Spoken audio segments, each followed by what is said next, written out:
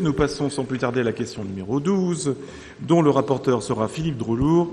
Une question qui porte sur un projet structurant, un projet d'investissement important pour la ville d'Avranches, à savoir la rénovation de la salle de la Chaussonnière avec l'approbation du plan de financement.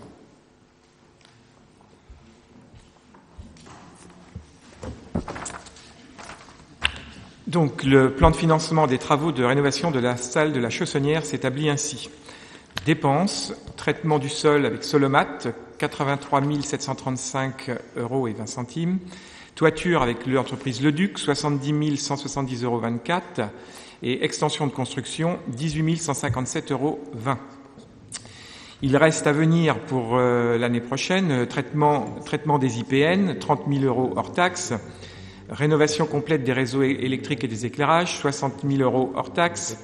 Un travail aussi au niveau d'une réflexion sur la chaufferie et sanitaire, 25 000 € hors taxe.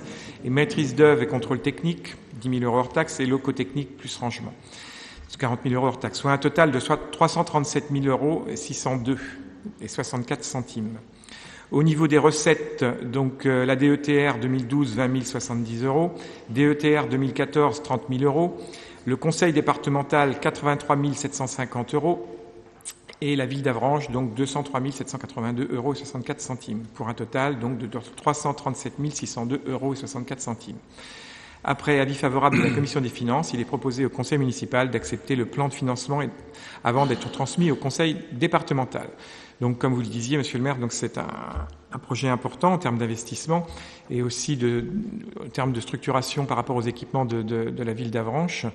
Donc, c'est attendu, cet équipement, la rénovation est attendue depuis de nombreuses années. Et donc là, on va donc entamer cette phase. Les travaux sont lancés. Il y a aussi une initiative intéressante là, qui a été fait. La ville a rénové, je dirais, à nettoyer l'intérieur de cette salle et les associations vont, je pense que c'est prévu le week-end prochain, samedi, vont donner un coup de peinture. Donc c'est une initiative, moi, que je salue. C'est qu'à la fois les associations peuvent être aussi, elles ne sont pas uniquement consommatrices, mais là, elles vont être aussi, parce que la ville n'avait pas forcément les moyens d'aller plus loin dans la rénovation. Et bien après une préparation des services de la ville, certains utilisateurs donc donneront un coup de peinture sur l'intérieur de cette salle. Et voilà.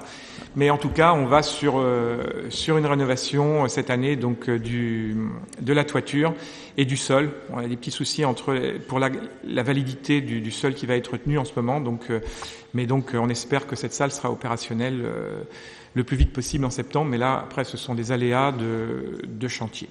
Donc voilà. Alors, ce que signale Philippe Droulour est intéressant. On voit à quel point, et ça rejoint la remarque de Rosanne Leroy, c'est-à-dire qu'en effet, les équipements sportifs, généralement, sont confiés aux associations gratuitement. Mais il est intéressant de voir que certaines d'entre elles prennent conscience de cette gratuité, de cette chance de disposer d'équipements sportifs de qualité, et puis ponctuellement s'impliquent dans la rénovation. Je pense que c'est une tendance nouvelle qui va être amenée à s'amplifier. Et c'est tout à fait salutaire. C'est une proposition que j'avais faite. Oh, pardon. Je ne suis pas dans l'ordre.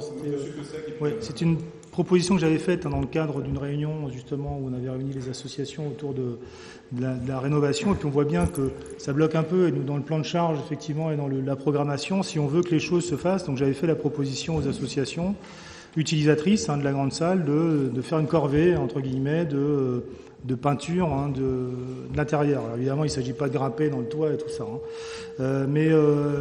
Donc les associations, certaines ont répondu favorablement. Donc je ne sais pas combien on sera. On a au moins une quinzaine pour l'instant. Donc j'espère que d'autres encore répondront et que d'ici samedi, si on peut être une trentaine, ce serait pas mal parce que je pense que du coup, dans la matinée, ça sera fait. Et je pense que c'est effectivement quelque chose de tout à fait intéressant de se dire que les assos, finalement, peuvent aussi contribuer à entretenir le bien commun, notre matériel à tous, dans le cadre de leurs activités. Merci, c'est une très belle initiative. Madame Leroy. Je voulais simplement rappeler que le club de pétanque aussi avait aidé à la rénovation du haras en partenariat avec la ville. En effet, c'est un autre exemple tout à fait réussi.